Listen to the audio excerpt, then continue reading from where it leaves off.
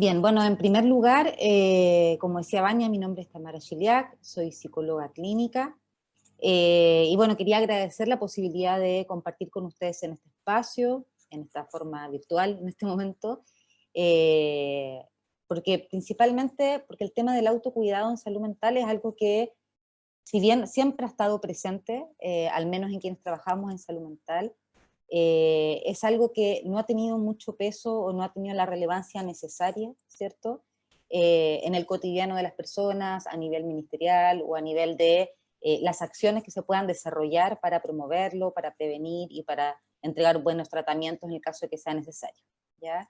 Y bueno, la pandemia nos pone en la situación en la cual la salud mental ha sido uno de los ejes principales que se han hecho patentes para todos en general, porque hemos visto ciertos síntomas o ciertas situaciones en las cuales nos hemos dado cuenta de que preocuparnos de nuestra salud mental eh, y hacer cosas en pro de que esta esté sana, digamos, eh, ha sido de vital importancia, ¿ya? Así que, bueno, agradecer tener la oportunidad de poder compartir con ustedes esto, y las preguntas las podemos ver al final, los comentarios o sugerencias, todo lo que les parezca que sea relevante. Bien, para partir, quería hablar un poquito de cuál es la definición que nosotros encontramos de salud mental. ¿Ya? La salud mental es un concepto que está culturalmente determinado. Nosotros podemos ver que cada cultura, cada país, incluso hay diferencias dentro de las mismas ciudades, ¿cierto? El concepto de salud mental es diferente, por lo cual tomé el de la Organización Mundial de la Salud, que tiene bastantes referentes que son compartidos a lo largo de distintos lugares del mundo, ¿ya? Y la OMS define la salud mental como un estado de bienestar en el cual el individuo es consciente de sus propias capacidades, puede afrontar las tensiones normales de la vida y puede trabajar de forma productiva y satisfactoria, y es capaz de hacer una contribución a la comunidad, ¿ya? Acá lo que tiene esta definición, lo que tiene como puntos esenciales, tiene que ver con el bienestar subjetivo, ¿ya? La autonomía, que es la capacidad, la libertad para poder hacer lo que uno necesita hacer, desea hacer, desarrollarse, ¿cierto? Y el potencial emocional, que tiene que ver con poder sentirnos integrados como parte de una comunidad y sentir que uno tiene un lugar transformador en ese espacio social en el cual uno se desenvuelve, ¿ya? Entonces, desde esta definición, nosotros lo que podemos ver es que la salud mental no tiene que ver necesariamente con la ausencia de afecciones o de patologías, ¿no? Como podríamos llamar, sino más bien con cómo llevamos nuestra vida en el día a día, ¿ya? Y esto es importante porque a lo largo de la historia, por ejemplo, ¿no? Por ejemplo, también para la salud mental, si había una persona que tenía una patología, ya sea depresiones recurrentes, ya sea eh, una psicosis o una esquizofrenia, ya se catalogaba desde un inicio que esa persona estaba enferma, ¿no? Las nuevas formas de entender la salud mental nos permiten entender que, a pesar de tener, por ejemplo, una patología de base, una persona puede tener una buena salud mental, porque se desarrolla, porque es parte de su comunidad, porque puede desarrollar su potencial, ¿ya? Eh, y bueno, se vuelve más evidente, y quizás ahora en pandemia aún más, ¿no? Esta idea de que no existe la salud sin la salud mental. Bien, pero ¿qué pasa con la salud mental en este nuevo contexto, ¿no? Posiblemente a todos nos ha tocado ver muchos informativos, ¿no? En la tele también mucha información acerca de los posibles impactos que pueda tener la pandemia en la salud mental de la gente. Es algo que todavía no tenemos mucha posibilidad de evaluar cuál ha sido el gran impacto, porque todavía estamos en la crisis, ¿cierto? Pero uno ya puede ir viendo que hay ciertas luces que tienen que ver con estados de ansiedad, que tienen que ver con problemas de sueño, ¿cierto? Lo que nos hace pensar que efectivamente la salud mental va a tener que ser uno de los puntos prioritarios a invertir, ¿cierto? En profesionales, en organizaciones, en instituciones que puedan brindar apoyo y puedan ayudar a volver un poco a la vida dentro de la mayor adaptación posible, ¿ya? Y bien, esta crisis sanitaria, ¿por qué se vuelve tan compleja a nivel de salud mental? Porque ha generado un impacto psicosocial en todos los niveles, ¿no? Uno puede ver los niveles, los sistemas, ¿no? Educativo, de salud, económico, político, en las organizaciones, ¿no? O sea, en las organizaciones laborales, por ejemplo, en las instituciones, en la organización familiar, ¿ya? Y en los individuos, ¿no? Y principalmente porque la pandemia lo que ha generado nos ha puesto en una situación de estado de vulnerabilidad, ¿no? Donde aquello que nos permitía tener seguridad sobre el futuro más inmediato, ¿cierto? O estabilidad en lo que uno podía hacer con un mayor control, en este momento eso se ve afectado porque evidentemente han cambiado todas las condiciones, ¿cierto? A las que nosotros estábamos acostumbrados. Y eso ha significado un nivel de adaptación muy rápido, en condiciones muy difíciles, para algunos más difíciles que para otros, ¿cierto?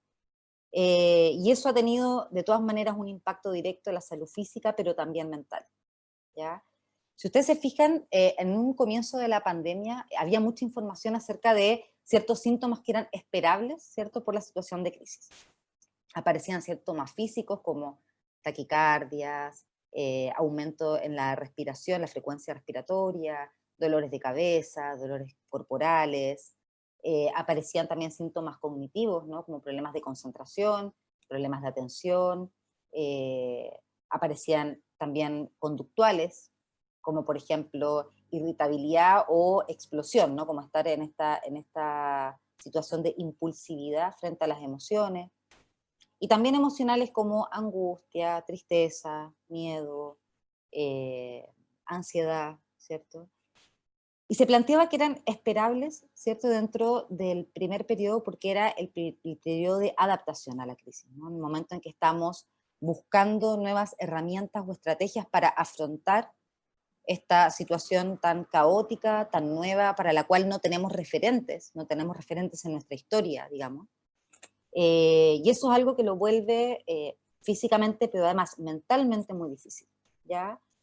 Y porque estamos en un estado de vulnerabilidad donde aparece mucha incertidumbre, ¿no? Acerca de cómo va a seguir esto, cómo va a seguir en términos laborales también, cómo va a seguir en términos familiares, los que tienen hijos pensando en el colegio, ¿no? Cómo hacemos para eh, poder ir volviendo a una vida lo más parecido a lo que era antes. Y esto indudablemente genera altos montos de estrés. Y hay que considerar también que hay un sesgo evolutivo, ¿cierto? Que para lo que nos prepara es para detectar amenazas y poder sobrevivir, ¿no? Entonces nos mantiene en un estado de alerta que es muy alto. Y eso inevitablemente genera muchísimo desgaste. Genera mucho desgaste físico, pero también genera mucho desgaste mental y emocional, ¿ya? Porque es un estado de alerta, o sea, desde cosas tan básicas como no olvidarnos de ponernos la mascarilla cuando salimos y ponernos alcohol gel y no tocar todas las cosas, ¿cierto? eh, pero también porque ha implicado un distanciamiento, porque ha implicado buscar nuevas formas de relacionarnos con los otros, de acercarnos a las personas que queremos. Y sin duda eso genera impacto a nivel personal. Dentro del contexto de salud mental, uno lo que puede observar es que hay ciertos factores de riesgo, ya que un poco los estaba nombrando recién, eh, como el estar expuesto a altos niveles de estrés, como que ha habido una pérdida de los espacios de socialización, ¿cierto? De juntarse con amigos, de estar con la familia, de los niños que puedan compartir sus espacios escolares, por ejemplo. Los que han tenido que estar con teletrabajo también se han alejado de sus equipos de trabajo físicamente, ¿no?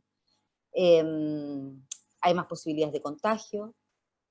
A nivel laboral, bueno, acá hay diferencias entre quienes trabajan en áreas de alta exposición y quienes no, pero aquellos que sí trabajan en trabajos de alta exposición al sufrimiento tienen un factor de riesgo que es mayor que quienes no lo hacen, ¿no? Por ejemplo, personas que han estado trabajando directamente con COVID, con pacientes con COVID, ¿cierto? O con familias que han estado viviendo la experiencia, que les ha tocado no solamente una exposición física, ¿no? Muy desgastante, sino que también el estar expuesto a mucho sufrimiento es algo que sin duda genera una situación de mayor riesgo para la salud mental personal, ¿ya? También han habido cambios en las rutinas, en los turnos, ¿cierto?, de trabajo, no solo, principalmente para los que han tenido que salir a trabajar, pero para los que han estado trabajando por teletrabajo también ha significado un cambio de rutina importante, o una dificultad incluso para poder llevar a cabo esa rutina. Falta de redes sociales, en muchos casos. Antes quizás contábamos con los abuelos para que nos puedan dar una mano con los niños, y ahora que está esta situación en donde los abuelos son un factor de riesgo, o sea, están en una población de riesgo, ¿cierto? Posiblemente contamos menos con ellos o acudimos menos a ellos, ¿no? Entonces las familias también se han visto más solas teniendo que resolver el día a día. Está el encierro, por supuesto, que eso no ha sido fácil para nadie. Muchos cambios en la rutina, con niños que están teniendo clases dentro de la casa, no todos tienen los espacios para poder hacer teletrabajo, para que los niños puedan al mismo tiempo hacer sus deberes. Y sumado a esto, ¿cierto?, aparecen aquellos factores personales que tienen que ver con el miedo a la pérdida, ¿cierto? Miedo a la pérdida de seres queridos, miedo a la pérdida de la salud, miedo a la pérdida del trabajo. Entonces son una cantidad de factores de riesgo, ¿cierto?, que están ahí latentes, y que, bueno, también a nivel personal se encuentran que si uno ha estado viviendo o pasando por una situación emocionalmente compleja, ¿cierto?, o tiene una enfermedad de base de salud mental, también son factores de riesgo que pueden hacer que se vea más afectado que una persona que no lo tenga. Bien, entonces en este contexto, ¿no?, viendo un poco como todas estas variables y todas estas situaciones a las cuales nos hemos visto expuestos, y ustedes podrán nombrar 25.000 más, porque efectivamente es como que uno tiene que ir como resumiendo, pero en este contexto entonces uno puede pensar en esta frase que ha estado dando vueltas durante el último tiempo, que está bien no estar bien, ¿no? ¿Y por qué está bien no estar bien? Porque algo que ha impactado de manera tan fuerte la vida cotidiana, ¿cierto?, no puede no remecernos, no puede no generarnos ansiedad, por momentos angustia, por momentos miedo, ¿cierto? Entonces, lo raro sería, ¿no?, que no nos pasara nada, que estuviéramos como si nada estuviera ocurriendo cuando estamos en un contexto que tiene bastante de surrealista también, ¿no?, que uno ya se va como adaptando y hay cosas que posiblemente todos han tenido que hacer para poder estar más tranquilos, pero, ¿cierto?, ha sido evidentemente difícil mantenerlo, y además que esto ha estado sosteniendo durante muchísimo tiempo. Bien, entonces acá aparece el tema del autocuidado, porque cuidarte en momentos de crisis es también la mejor manera de cuidar a quienes te rodean, ¿ya? Porque en general estamos más acostumbrados, y porque nuestra cultura también nos ha llevado a eso, ¿cierto?, a cuidar a otros, a estar al servicio de otros, a poner la atención en otros, ¿cierto? Y el autocuidado ha sido un espacio que se permite cuando queda tiempo, ¿no?, cuando sobra tiempo. Y la realidad es que si no podemos cuidarnos a nosotros, ¿cierto?, no vamos a estar en condiciones de poder cuidar a otros. Esto, por ejemplo, se ha hecho muy patente en el personal de salud, por ejemplo, que han tenido que poder cuidarse, que han tenido que buscar estrategias dentro de lo difícil que ha sido para cuidarse, porque esa es la mejor manera que tenían para poder brindar una buena atención a los pacientes, ¿cierto? Y también cuidarse ellos, ¿no? Si uno también necesita poder mirarse y poder cuidarse. Nuevamente con el autocuidado, bueno, pasa lo mismo que les decía antes con la definición de salud mental, está muy determinado culturalmente, tanto, nuevamente tomé la definición de la OMS y de Ofelia Tobón, ¿ya? La OMS plantea que el autocuidado es la capacidad de las personas, de las familias y las comunidades para promover la salud, prevenir las enfermedades, mantener la salud y hacer frente a las enfermedades y discapacidades con o sin el apoyo de un proveedor de atención médica, ¿ya? Ofelia Tobón, a lo que suma a esta definición de autocuidado, ella dice que son prácticas cotidianas, es decir, son prácticas que tenemos que desarrollar día a día, ¿ya? Y se refiere también a las decisiones sobre ellas. Es una decisión el autocuidado, ¿no? Porque implica tener que hacernos cargo de pensar en nuestra salud, de ver cómo estamos, de poder identificar qué es lo que necesitamos, ¿no? Entonces es una decisión que tiene que ser libre y que tiene que ser autónoma, ¿ya? Entonces es una decisión que uno toma sobre uno mismo, que realiza una persona, un grupo que también decide poder cuidarse, o una familia, para poder cuidar su salud, ¿ya? Estas prácticas son destrezas aprendidas, es decir, nosotros no nacemos sabiendo cómo cuidarnos, ¿no? Lo aprendemos a partir de lo que observamos. Si las personas que nos cuidaron y nos han criado ponían atención en su autocuidado, es algo que nosotros aprendemos por imitación. Pero también, si no existió eso, es algo que podemos aprender a lo largo de la vida en distintos espacios, accediendo a cierta información. Requiere información, requiere conocimiento, ¿cierto? El autocuidado. Entonces son destrezas aprendidas a través de toda la vida, de uso continuo, que se emplean por libre decisión, con el propósito de fortalecer o restablecer la salud y prevenir la enfermedad. Ellas responden a la capacidad de supervivencia y a las prácticas habituales de la cultura a la que se pertenece, ¿ya? Ahora, si resumimos esto en una frase bien concreta, el autocuidado sería el conocimiento acerca de cómo cuidarse y las habilidades de cómo hacerlo. Y acá quiero plantear algo súper importante, porque el conocimiento acerca de cómo cuidarse, uno podría pensar que el cómo cuidarse es algo general, ¿no? Que por regla general las personas tenemos que cuidarnos de tal manera. Y sí existen reglas generales sobre ciertas cosas, ¿no? O sea, todos sabemos que alimentarnos saludable es una forma de cuidado, ¿no? Que dormir una cierta cantidad de horas es una forma de cuidado.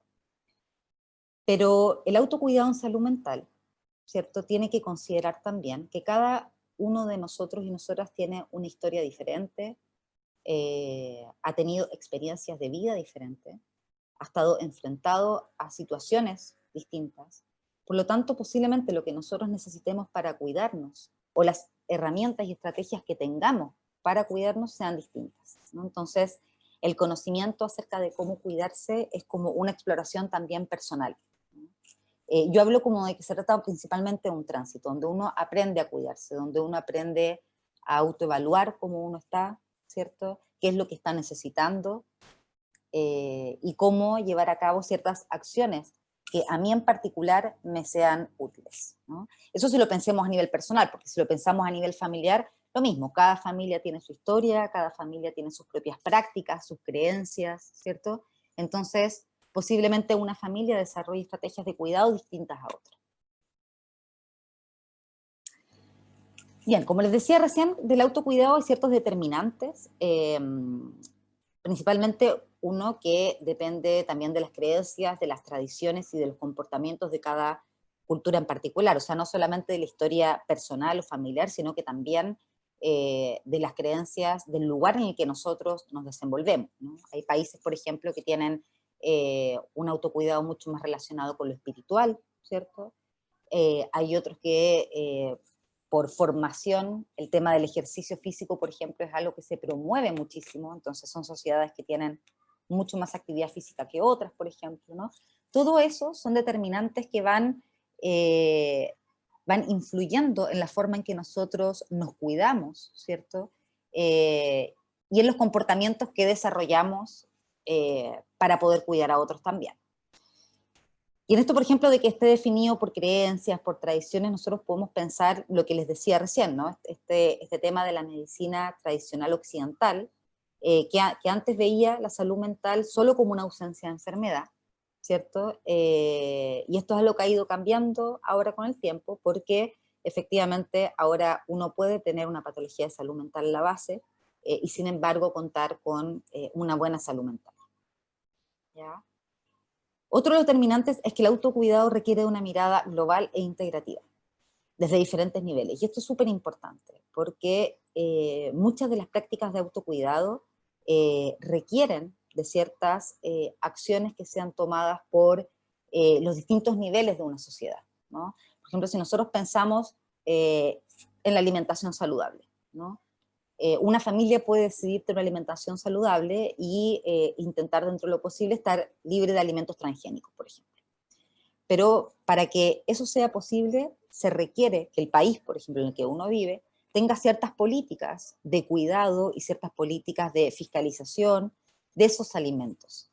para que sean alimentos que efectivamente puedan llegar a la familia, que estén dentro del presupuesto, ¿cierto? Que sea posible pagar, porque si no lo que ocurre, ¿cierto? Es que esa alimentación saludable se nos ve disminuida, ¿no? Se ve disminuida esa posibilidad, en tanto no podemos acceder, ¿cierto? A alimentos que sean buenos alimentos o que sean de mejor calidad, ¿no?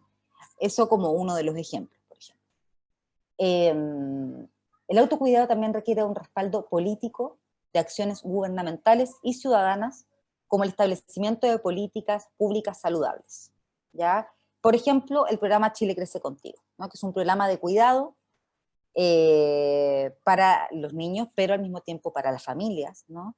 Y que lo que hace es establecer pautas, ¿cierto? Pautas y guías de cómo llevar a cabo el cuidado a nivel físico y mental de los niños, ¿no? Para potenciar el desarrollo cognitivo, para que puedan tener una alimentación saludable, pero si eso no se convierte, por ejemplo, en políticas gubernamentales, ¿cierto? Es muy difícil que los colegios lo puedan adoptar, ¿cierto? Es muy difícil que cualquier institución que se relacione con los niños mantenga cierto margen y cierto cuidado eh, más o menos parecido si es que eso no está determinado a partir de decisiones también gubernamentales, ¿ya?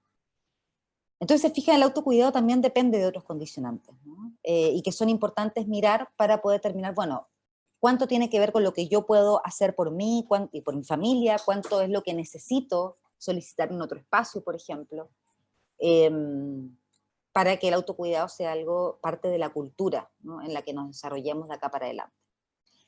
Y muchas de estas prácticas de autocuidado individual también son inseparables de prácticas de cuidado grupal. Y esto es lo que les decía recién con respecto al cuidado que uno puede tener familiarmente, ¿no? O que uno puede tener incluso con sus equipos de trabajo.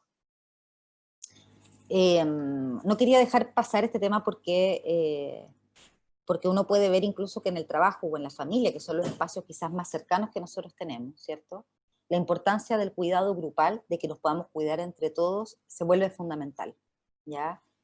Bueno, el cuidado grupal tiene varios nombres: cuidado de los equipos, autocuidado grupal, intercuidado. Bueno, cuidado de los equipos es la que a mí me parece, o cuidado grupal es la que me parece que eh, habla mejor de lo que se trata, ¿ya? Y son acciones que son planteadas y desarrolladas en cooperación, ¿ya? Y esto es lo principal, porque ya no está puesta la mirada solamente sobre mí misma, digamos, ¿no? Como poder saber qué es lo que yo necesito, sino que sí se trata de un grupo de trabajo, por ejemplo, que es lo que nosotros necesitamos, ¿no? Para poder mejorar ciertas condiciones o para poder sentirnos mejores. Si es en mi familia, necesitamos poder evaluar qué es lo que familiarmente estamos necesitando como comunidad para cuidarnos más, para alimentarnos mejor, para tener espacios de descanso, etc. Entonces son acciones de cooperación desarrolladas entre miembros de una comunidad, familia o grupo, quienes deben proveerse un medio físico, social, afectivo y solidario. Para esto es necesario generar condiciones cuidadosas y protectoras para el trabajo de los equipos y de los grupos, ¿cierto? Y supone un cambio en dirigir la mirada hacia uno mismo y hacia los grupos de trabajo o grupos familiares, que son la herramienta fundamental en las relaciones de ayuda, ¿ya? Que recordemos que finalmente parte del autocuidado, como tiene que ver con evaluar con cómo estoy, ¿cierto? Tiene que ver también con que hay momentos en que vamos a requerir ayuda, ¿no? Y quienes son parte de una herramienta fundamental en la petición de ayuda son nuestras redes más cercanas, nuestro trabajo, nuestra familia, nuestros amigos. Y bien, entonces, bueno, ¿cómo nos cuidamos? ¿No? ¿Cómo hacemos para llevar esto a la práctica? Lo primero es tomar conciencia. Tomar conciencia significa cómo estoy, poder evaluar cómo estoy. Ojalá esto uno podría hacerlo eh, antes de dormir, o uno podría hacerlo incluso en la mañana, ¿cierto? El momento que cada uno tenga unos 5 minutos para poder sentarse, respirar y poder ver cómo estamos físicamente, cómo está mi cuerpo, si está tenso, si está relajado, si me duele algo, eh, si siento que mi mente está tranquila o está ansiosa, está preocupada, ¿no? Está angustiada. Entonces, lo primero es poder ver cómo estoy. Nosotros podemos anotarlo también, ¿cierto? o podemos registrarlo de alguna forma que nos parezca que sea bueno hacerlo, o podemos dejarlo en nuestra cabeza y si tenemos buena memoria no olvidarlo. Pero primero es tomar conciencia. Entonces, por ejemplo, ¿cómo estoy? Yo podría decir, por ejemplo, tengo mucho dolor en la espalda, ¿ya? Entonces, identifico que estoy con mucho dolor en la espalda. Segundo paso es identificar, bueno, ¿qué me pasa? ¿Por qué estoy con este dolor en la espalda? ¿No? Y ahí pueden aparecer una serie de razones. Estoy mucho tiempo sentado trabajando, estoy realizando muy poca actividad física, estoy muy encorvado, no me estoy alimentando muy bien, siento que las sillas que tengo en mi casa para poder trabajar no son las ideales, ¿cierto? Etcétera. Hacemos un listado de qué es lo que puede estar generando este dolor de espalda. ¿Qué necesito? ¿No? Y ahí es donde aparece, bueno, dentro de las posibilidades que tengo, ¿cierto? ¿Qué es lo que sería bueno hacer? Entonces ahí uno podrá decidir, quizás sería bueno hacer 2 veces al día 15 minutos de elongaciones o de ejercicios para estirar la espalda, el cuello, ¿no? O podríamos decidir cambiar la silla en la cual trabajamos, tenemos posibilidad de cambiar la silla y tener una silla de oficina que permita que sea más cómodo, ¿no? O si realizamos un trabajo que implica estar todo el tiempo parado, ¿cierto? Muchas horas parado, bueno, ¿cómo hacemos para hacer pequeñas pausas que nos permitan descansar, sentarnos, ¿cierto? Descansar la espalda. Y la última parte que tiene que ver con actuar, y es, bueno, ¿qué es lo que voy a hacer? ¿Cómo lo voy a hacer? Ya lunes, martes y miércoles voy a hacer tal cosa, jueves y viernes esta otra, ¿no? Voy a elongar todos los días 15 minutos, como les decía recién, y quizás 2 veces a la semana voy a hacer una caminata, ¿no? Los días miércoles y los días viernes voy a salir a caminar durante 30 minutos, que tiene que ver con la decisión, ¿no? Lo que les decía recién, con poder decidir eh, libremente qué es lo que a mí me haría bien y qué es lo que puedo hacer según las condiciones y los recursos que tengo en este momento, ¿ya? Esta forma de poder autoevaluarnos es algo que sirve para cualquier nivel, ¿no? O sea, incluso sirve a nivel familiar también. Nosotros podríamos decir, por ejemplo, tomar conciencia a nivel familiar cómo estamos, ¿no? Cambiamos la pregunta plural y que todos los participantes de esa familia puedan pensar en eso, puedan opinar y de manera colaborativa puedan pensar en qué es lo que requieren resolver. Lo mismo en un espacio laboral de trabajo.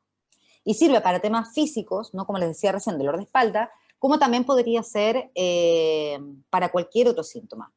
Identificar que estamos con insomnio, identificar que estamos con mucha angustia, ¿cierto? O que estamos muy ansiosos. Entonces, identificamos por qué nos está pasando eso y tomamos acciones para disminuir ese síntoma. Bien, como les decía anteriormente, si bien el autocuidado es algo bien personal en términos de que cada uno tiene que poder encontrar subjetivamente qué es lo que le permite cuidarse de mejor manera, ¿cierto? Hay ciertas estrategias que son estrategias que posiblemente ustedes también han encontrado en otros espacios eh, y que sin duda son importantes de considerar, ¿ya? Primero a nivel físico, hacemos esta separación, aunque sabemos que lo físico y lo mental no funcionan de manera separada, ¿cierto? Están interrelacionadas, se determinan mutuamente. Entonces, todas aquellas cosas que nosotros hagamos a nivel físico van a impactar a nivel mental y al revés, ¿no? Todas aquellas estrategias que nosotros desarrollemos para cuidarnos mentalmente van a impactar en nuestro estado físico, ¿ya? Y esto es importante, ¿por qué? Porque tampoco podemos hacerlas todas al mismo tiempo, ¿no? O sea, uno quisiera poder alimentarse bien, hacer harto ejercicio, meditar, leer, o sea, uno quisiera poder tomar muchas acciones de autocuidado, pero no siempre podemos desarrollarlas todas, ¿cierto? Quizás podemos partir con una o con dos, y después podemos ir sumando, o podemos partir por estrategias que sean a nivel físico, ¿cierto? Que quizás es algo más concreto o más fácil para algunos, y después ir pasando a algunas estrategias de salud mental. Y también se van a fijar que algunas de estas ustedes ya las hacen, ¿cierto? Y que quizás se pueden mantener como están o podemos mejorar algunos aspectos de esa estrategia que están desarrollando, ¿ya? Entonces, a nivel físico, bueno, una alimentación que sea saludable, que sea equilibrada, que sea en cantidades necesarias también para la actividad física que estamos realizando. cuidar las horas de sueño, ¿ya?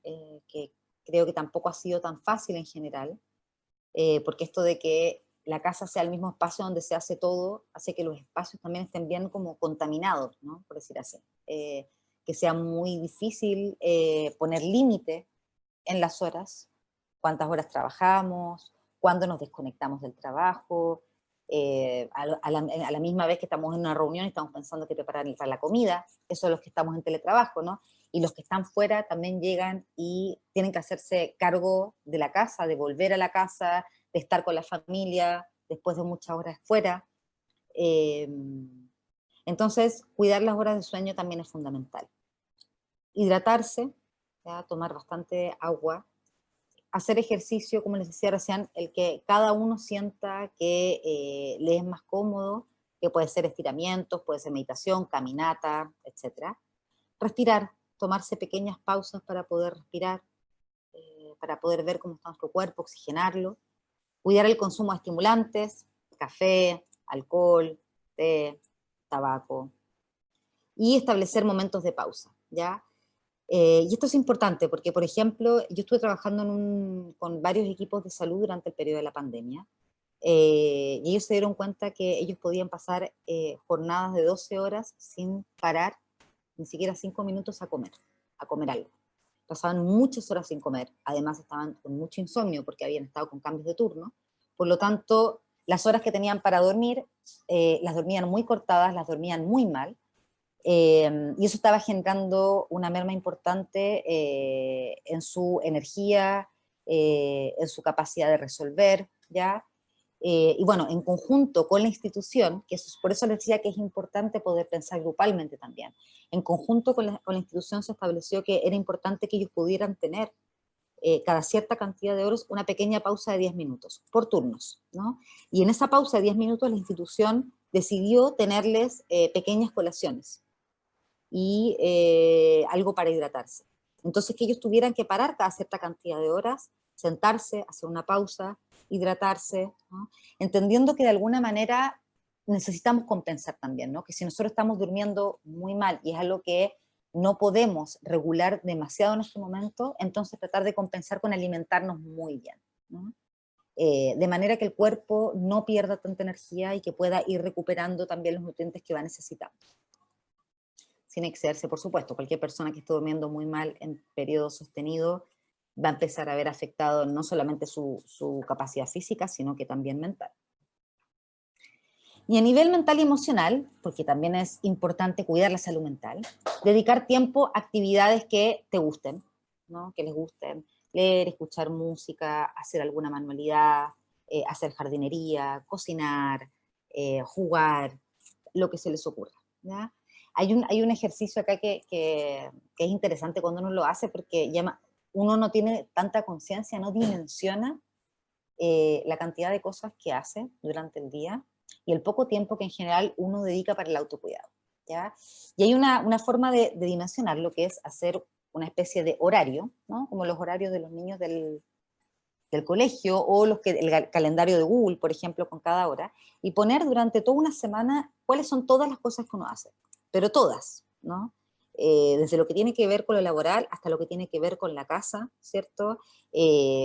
Con la pareja, con los amigos, con la familia, y poner con algún color cuáles son los espacios que se dejan exclusivamente para el autocuidado, para hacer lo que a ustedes les dé ganas de hacer algo de ejercicio, salir a dar una vuelta, leer, como les decía recién, cualquier cosa. Y ahí ustedes van a fijarse que esos espacios en general suelen ser muy pocos, ¿no? Conscientemente suelen ser muy pocos. Entonces poder visualizar eso nos permite también ver cuánto necesitaríamos, cuánto tiempo necesitaríamos poder sumar, en qué momentos podríamos sumar ciertos espacios, cómo podemos priorizar que quizá hay actividades que no sean tan relevantes. Hablar acerca de lo que sientes y piensas, que permite descomprimir la carga emocional cuando nosotros hablamos con otros, ya sean compañeros de trabajo, amigos, familia, pareja. Lo que nosotros hacemos es ordenar la información cuando vamos hablando, eh, vamos verbalizándola y solamente con hacer eso, nuestra mente, la carga emocional y mental que tenemos disminuye considerablemente. Y eso nos permite estar más tranquilos, por ejemplo, para tomar nuevas decisiones, para pensar en opciones paralelas que no estábamos pensando, por ejemplo, ¿ya? Porque hablar con otro no significa que otro nos vaya a dar la solución, ¿cierto? Que nos tenga que decir lo que tengamos que hacer, sino que el simple hecho de poder compartir con otro lo que me está pasando ya es liberador, ¿ya?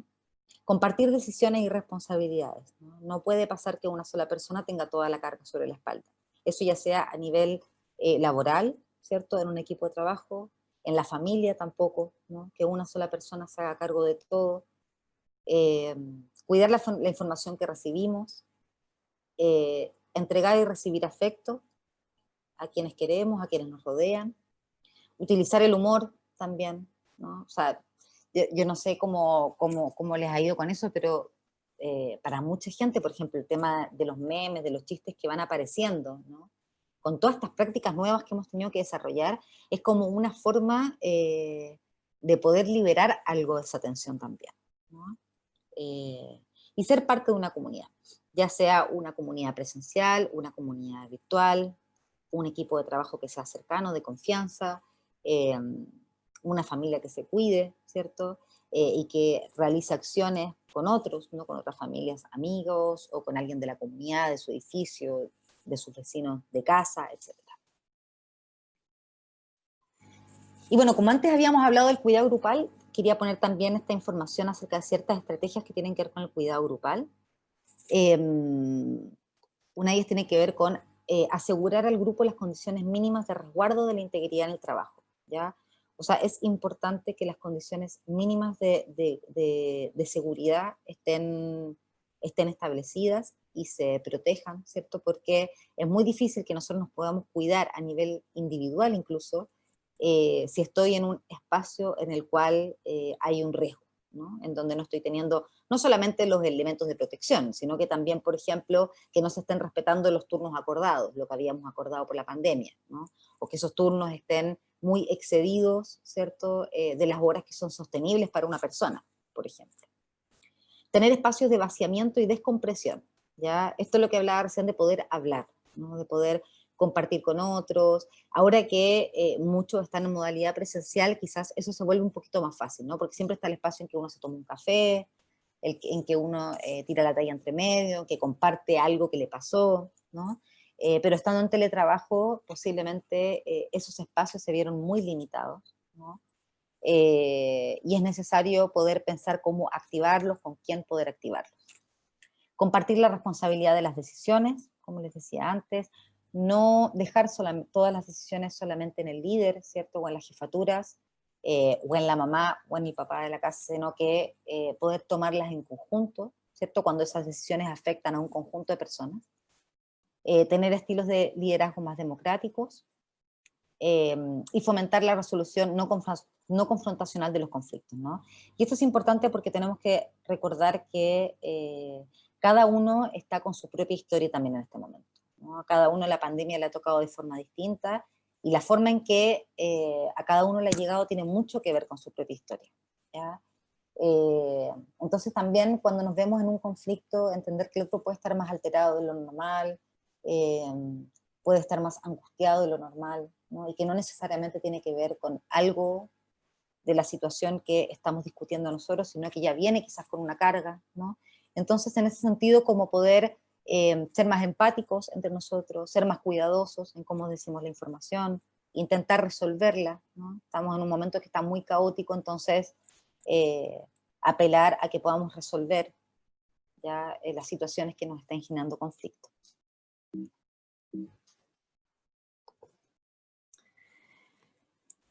Bueno, esto es lo que les decía antes, como que existe la posibilidad de estrategias de cuidado a nivel individual y grupal, pero lo que es más importante que les decía antes es que ambos se interrelacionan y se determinan mutuamente, por lo que es importante desarrollarse en conjunto, ¿ya? Si bien hay algunas prácticas de autocuidado que podemos desarrollar nosotros solos, ¿cierto? Estas van a verse muy potenciadas si familiarmente o si en mis equipos de trabajo podemos desarrollar estrategias que también vayan hacia el mismo camino y faciliten el autocuidado.